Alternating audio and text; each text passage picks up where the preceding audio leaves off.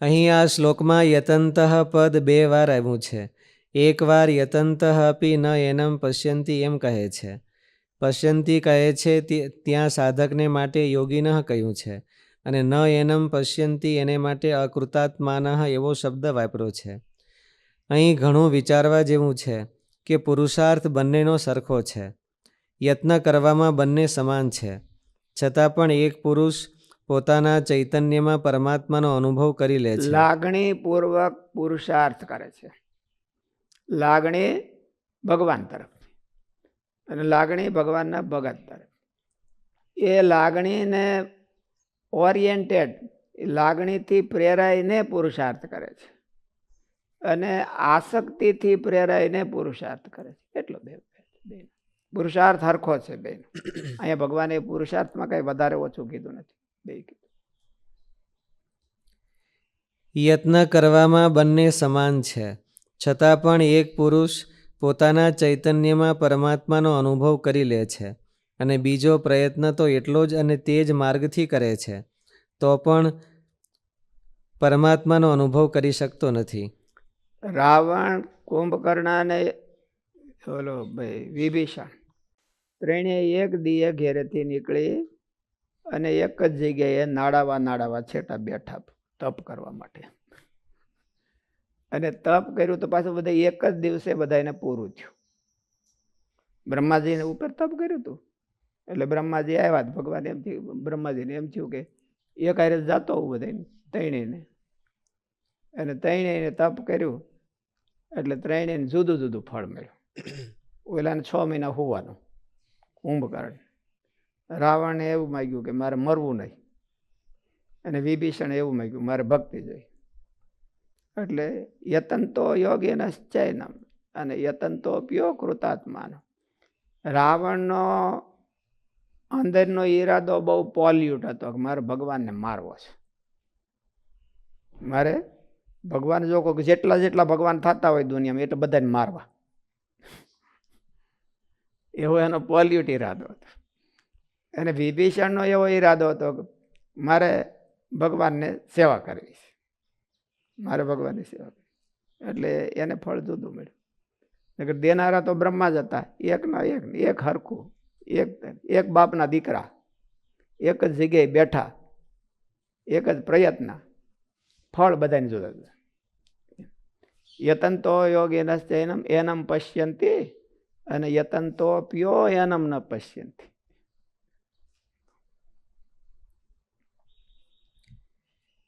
યત્ન કરવામાં બંને સમાન છે, છતાં પણ એક પુરુષ પોતાના ચૈતન્યમાં પરમાત્માનો અનુભવ કરી લે છે, અને બીજો પ્રયત્ન તો એટલો જ અને તે જ માર્ગથી કરે છે, તો પણ પરમાત્માનો અનુભવ કરી શકતો નથી. આપણે બધા એને એવું જોઈએ ને, સંતોમાં તો એવું જ હોય. માનો કે 200-300 સંતો હોય તો ને સાંજે આરતીમાં જવાનું, પણ બધાને આરતીમાં જવાનું ફળ નોખું થાય. પરાયણે થયું હોય, ઓલું ઢળાઈને જવું પડતું હોય, ઓલું થયું હોય તો એમ થોડું ફળ નોખું હોય. હરખથી થયું હોય, ભગત બેલ પાડે ત્યાં જવાનું હોય. એટલે માલિકપાથી એની ચેતના કેવી કામ કરે છે એની ઉપર એનું ફળ મળે. યત્ન તો બધાને હરખા.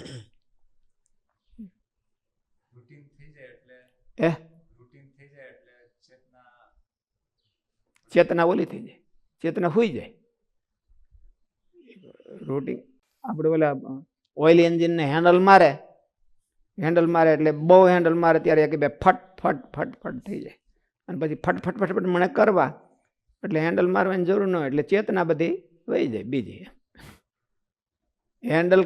હેન્ડલ કરે છે એ ચેતના એને હાજરી રહેવી જોઈએ એમ. ભલે ને કાંઈ વાંધો નહીં, પણ ધીરું પડે એટલે તરત હેન્ડલિંગ કરી દે એમ. એટલે રૂટિંગ થઈ જાય એટલે એનો અર્થ એવો છે કે ચેતના હાજર નથી. ચેતના હાજર નથી, ચેતના હાજર હોવી જોઈએ. આ પૈસા વાહે જે પડ્યા હોય માણસો, એને રૂટિંગ થાય તો ચેતના વહી જાય ને, લાગણી વહી જાય કે દરરોજ નોકરી, દરરોજ દુકાને ગયા, દરરોજ હિસાબ કરે દરરોજ હિસાબ કરે. અને જો હિસાબમાં આજ ઓછા આવ્યા તો તરત વિચાર કરે કે આજ કેમ ઓછું આવ્યું. વધારે આવ્યા હોય તો કાંઈ વાંધો નહીં. એને દરરોજની પ્રતિજ્ઞા હોય કે કાલને મારે આજ બીટ કરવી, ગઈકાલને બીટ કરવી. એ વગર લીધે પ્રતિજ્ઞા હોય એની. એને રૂટિંગ થાય કોઈ દી. અને આપણે રૂટિંગ થઈ જાય. જો આપણે કોઈ દી એવું ન પ્રતિજ્ઞા કરી કાલને મારે બીટ કરવી આજ, કે ગયા વરણ કાલનો તો ન કરી તો કાંઈ નહીં, પણ એટલી બધી તો ચેતના ક્યાંથી હોય. પણ ગયા વરસને બીટ કરી તો એ કઈ વાંધો નહીં.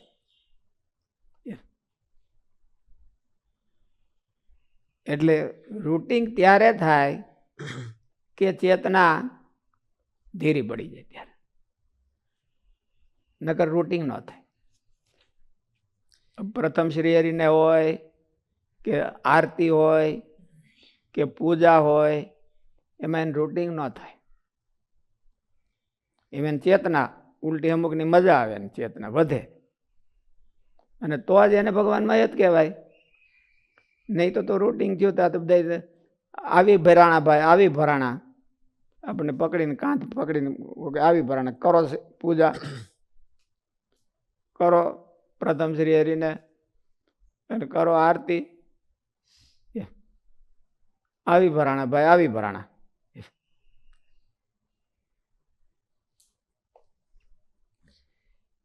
એનો અર્થ એ થયો કે પ્રયત્ન ઉપરાંત પરમાત્મા તત્વને આત્મસાત કરવામાં બીજું પણ કંઈક જરૂરી છે. એટલે જ આપણે આ મંદિરને બાણા જાજા રાખ્યા છે ને, કે હું છે એક બાણામાં જરાક મુશ્કેલી હોય બીજે બાણેથી નીકળે.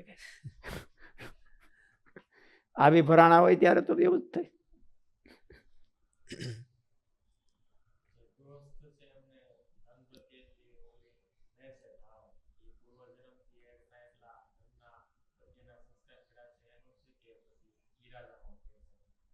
શું કે છે? ગ્રસ્થ અને ધનમાં આટલી બધી દિવસે દિવસે નવી નવી આસક્તિ રહે છે, રૂટીન નથી થતું, તો એ પૂર્વ સંસ્કાર ને પૂર્વનો અભ્યાસ છે એના આધારે થાય છે કે ઈરાદો એવો જોરદાર છે? ઈરાદો હોય.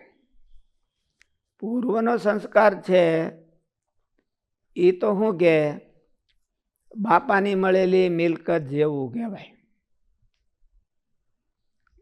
બાપા છે છોકરાને ભાગ પાડે ત્યારે એ આપી દે, પછી આપી દે તો એ મિલકત વધતી જાય. એને જાણે જાણે વધે કે ઘટે એ તો પછી છોકરાના હાથમાં હોય.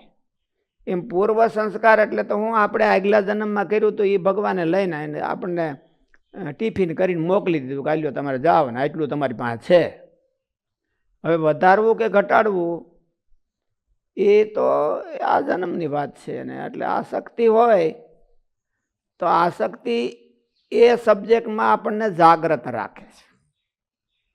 ભગવાનમાં આસક્તિ હોય તો આપણને ભગવાનને રસ્તે જાગ્રત રાખે, અને સંસારમાં આસક્તિ હોય તો સંસારને રસ્તે જાગ્રત રાખે. એટલે રૂટિંગ થવા ન દે. જાગૃતિનો અર્થ એવો છે કે રૂટિંગ ન થવા દે. એ રૂટિંગ ન થવા દે. ડ્રાઇવિંગ કરતો હોય તો એને રૂટિંગ થઈ ગયું હોય તો પણ એ જાગ્રત હોય. ખાલી રૂટિંગથી હાંકતો હોય, કઈ રૂટિંગ ને થોડું રોડ ઉપર હાલે. અમુક રૂટિંગ થઈ ગયું હોય પણ તો એ જાગ્રત જ હોય કે અનઇવન પરિસ્થિતિ આવે એટલે તરત જ એક્શન લઈ લે. એટલે જાગ્રત જ હોય. ભગવાનને રસ્તે તો એના કરતાં પણ વધારે જાગ્રત રહેવું જોઈએ. દરરોજનું એને થવું જોઈએ, લાગણી થવી જોઈએ. એનો અર્થ એ થયો કે પ્રયત્ન ઉપરાંત આપણે બોલતા હોય નિર્વિકલ્પ ઉત્તમતિ નિશ્ચયતા ઘનશ્યામ મહાત્મ જ્ઞાન સહિત હરી એકાંતિકી ભક્તિ, તો જાગૃતિ પૂર્વક બોલતા હોય. રૂટીન થઈ ગયું. હું બોલાણું એ ખબર ન હોય, દરરોજ બોલતા હોય તો. એટલે શું છે કે આપણને એટલો બધો ભગવાનમાં રાગ કે પ્રેમ છે નહીં. રાગ હોય તો દરરોજ મેળવતા જાય કે કેટલું થયું ને કેટલું બાકી રહ્યું. ઓલા દરરોજ મેળવે પૈસા, દુકાનદાર હોય તો દરરોજ પૈસા મેળવે કે મહિને 15 દી એક વર્ષે મેળવે? દરરોજ મેળવે. બપોરે હોતે મેળવે કે કાલ બપોરે આટલું થઈ ગયું તો આજ કેમ એટલું થયું. ઘડીકે ને ઘડીકે મેળવે. આપણે કોઈ દી આપણી લાઈફને મહારાજની હારે કે વચનામૃતની હારે કે મોટા સંતોની હારે કોઈ દી મેળવી? કેટલા વર્ષ થયા? વિશ્વમંગલ સ્વામી કેટલા વર્ષ થયા સાધુ થયા? 20. હે થોડુંક ઓછું છે. કેટલા વર્ષ થયા? 20 વર્ષ થયા. 20 થયા તો 20 વાર મેળવું કે કેટલું વાર? 20 વાર હાવ ભૂલે જેવી. એટલે એ તો મેળવતા હશે. એટલે આ તો આપણે શું છે સામે ગણ જીકવામાં હેરણ જોઈએ આપણે.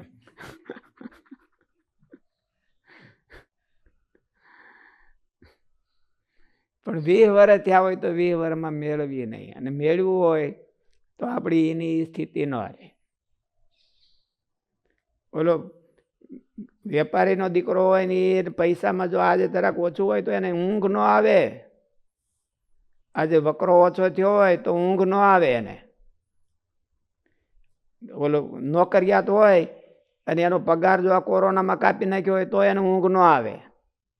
મારો પગાર કાપ્યો, મારો પગાર કાપ્યો, મારો પગાર કાપ્યો. એને ઊંઘ ન આવે. આનો કોઈ પગાર કાપે કે આનો કોઈ કાંઈ પગાર કોઈ ઊંઘ હારામ હારી આવી જાય. એટલે મેળવતા નથી આપણે કોઈ. આપણે રૂટીન થઈ ગયું છે એટલે મેળવતા નથી. રાગ હોય તો રૂટીન ન થાય. ગમે એટલું હોય તો ગમે એટલું હોય. રાગ હોય તો પૈસા આ મુકેશ અંબાણીને પૈસા ક્યાં નાખવા એટલું હોય તો એને રૂટીન થઈ જાય કે હાલો આપણે કે આના દરરોજ હોતે એના મેનેજરને પૂછે કેટલું થયું ને કેટલું નહીં બાકી. એ કેટલા બધા જાગ્રત હોય. દરરોજ એને એ જ કામ. બહુ મોટા થાય એટલે એ જ કામ કરવાનું, બીજું કાંઈ કરવાનું નહીં.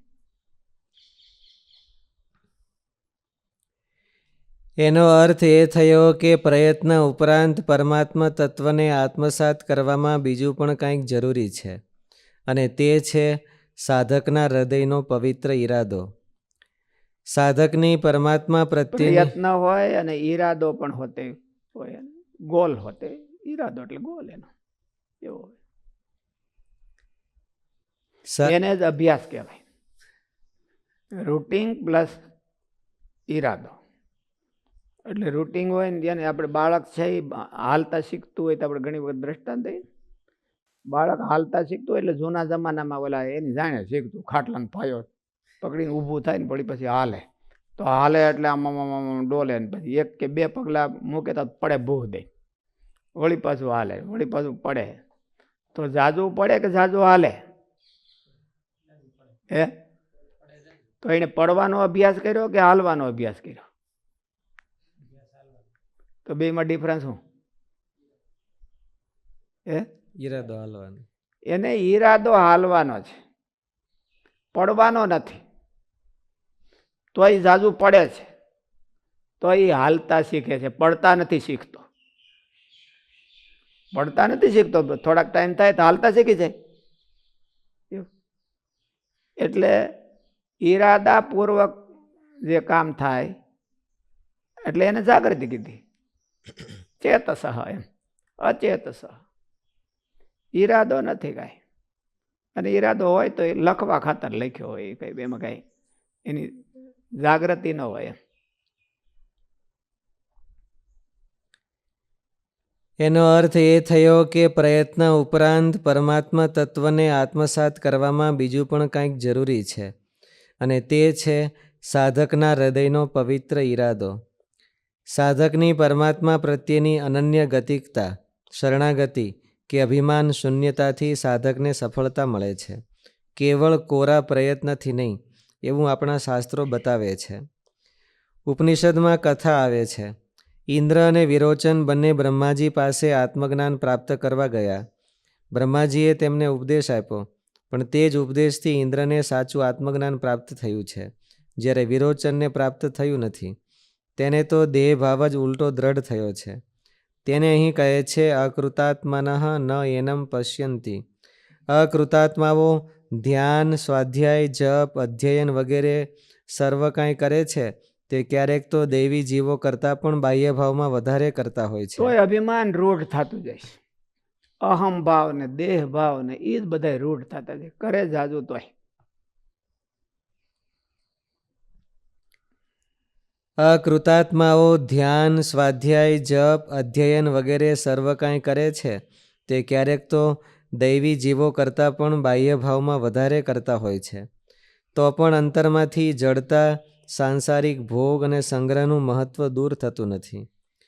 તેણે સહિત કર્યા કરે છે. આપણે સંતોને સંગ્રહ ને એવું તો ન હોય, પણ અભિમાન ને હું અને પૂજ્ય પોતાની વિશે પૂજ્ય ભાવ એ બધા દ્રઢ થતા જાય. એ દિવસે દિવસે ઓછા થવા જોઈએ. ભગવાનનો સેવક ભાવ હોય તો એ ઓછા થવા જોઈએ, પણ તો એ આ દ્રઢ થતા જાય.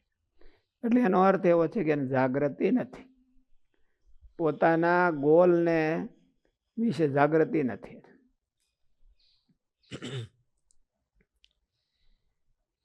તો પણ અંતરમાંથી જડતા, સાંસારિક ભોગ અને સંગ્રહનું મહત્વ દૂર થતું નથી. તેણે સહિત કર્યા કરે છે, તેથી જોઈએ તેવું પરિણામ નથી આવતું. વાલ્મીકી વાલીઓ લૂંટારો પણ તપ કરતા માથે રાફડો થઈ ગયો, અને તેવું જ હિરણ્યકશિપુને તપ કરતા થયું હતું. તો પણ હિરણ્યકશિપુ જ રહ્યો, ને વાલીઓ વાલ્મીકી ઋષિ બની ગયો. શરીર, ઇન્દ્રિયો, મન અને બુદ્ધિથી અલગ પડીને તેના દ્વારા યત્ન કરીને ભગવાનની શરણાગતિ પૂર્વક થાય ત્યારે પરમાત્માને અનુભવી શકાય છે. ભાગવતમાં બતાવ્યું છે કે સવેદ ધાતુ પદવીમ પરસ્ય દુરંત વીર્યસ્ય રથાંગ પાણે યો માયયા સંત તયાનુવૃત્યા ભજે તત્પાદ સરોજ ગંધમ.